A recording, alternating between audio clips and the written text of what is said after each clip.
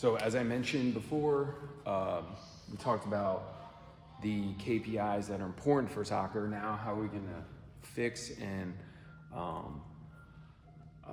make them better for you in this program? So we have speed mechanics. I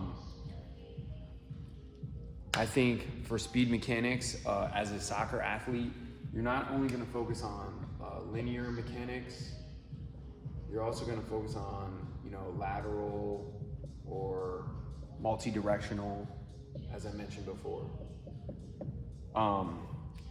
So, for speed work, we're gonna work on, different types of plyometrics that will help influence your speed, sprinting, making sure that, you're getting certain velocity over the course of time. So we're gonna have, at the beginning, we want you to make sure we test these as well to see where you start, and then at the end, see where you finish. There's gonna be stuff on arm movements, arm mechanics, leg mechanics, especially with acceleration. And then when you get into the top end speed, there's gonna be some mechanic work as well. So all that is a part of this program. Lateral, like understanding how to change direction properly, understanding how to load the legs. We're gonna start off slow, and then from there, you're going to incorporate more, we like to call, if possible, with somebody else, some reactive work to help get more specific to the game of soccer. Then you're also gonna work on different types of plyometrics. So vertical, trying to get your vertical, try to produce as much power through the floor and get up as high as you can. Again, that's the same thing with horizontal power, being able to double leg and single leg. Because if you think about plyometrics, how much it influences, especially horizontal, your linear speed, single leg strength and power and plyo is going to be really influential in how fast you can run, and because it's going to be able to how much force you're going to be able to put into the floor. Lateral is going to be, I think this correlates a lot with your lateral speed mechanics, or multi-directional speed, being able to go side to side faster. Again, what's really important for you to understand is when it comes down to speed training for soccer players, it's not how fast your feet can move, it's this to me is really important just overall, like how fast can you get from A to B, okay? So if you have quick feet going from A to B, that's great, you just have quick feet. If you're getting there in a long amount of time, that's slow to me. I want you, and you're gonna get this from this training, to get from A to B as fast as you can, okay?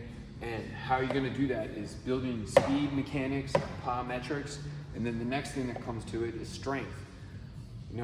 There's two different things when it comes to strength. There's absolute strength, is how much you can deadlift, how much you can back squat, like as much as you can, and then you have your relative strength based on your body weight. So you take basically your absolute strength and you divide it by your body weight, and that kind of gives you a relative amount of strength in your body. And this is important because the stronger you are, the more you're able going, and then it kind of trickles back up, is the more power you're going to be able to output because you have so much strength.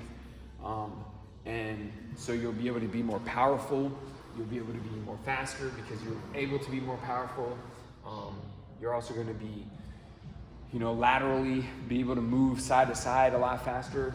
Again, this has no relations to how quick your feet are. Again, with the plyos, we're gonna start off with some low intensity stuff, and then over the course of the 8 weeks, it's gonna be very high intense. It's gonna help really build that central nervous system for the demand that the sport of soccer, asks for basically when you play. So this is gonna be a lot of compound lifts with the strength, the absolute relative strength. And then we're gonna supplement it with some, core work, some single leg work, some accessories that will help with, get us, no one's gonna be perfectly symmetrical, but as symmetrical as possible, especially with the single leg. Single leg work is so important. The absolute strength, when you do a compound lift, you can compensate a little bit, but when you do a single leg strength, it's very hard to compensate. You can see and feel the difference when you are doing single leg versus double leg stuff.